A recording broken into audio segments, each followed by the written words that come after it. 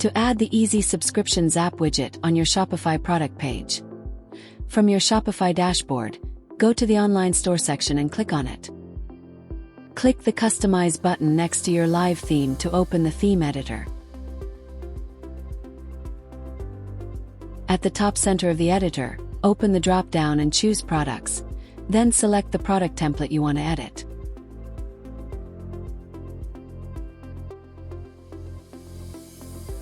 On the left-hand panel, click on Product Information and find the Buy Now button, then hover above it.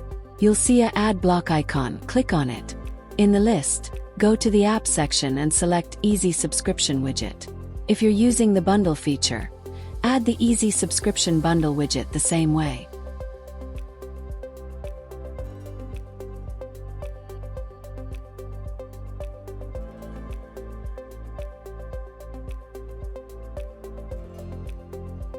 On the right side panel, you can adjust the widget's colors and appearance as needed. Once you're happy with how it looks, click Save to apply the changes.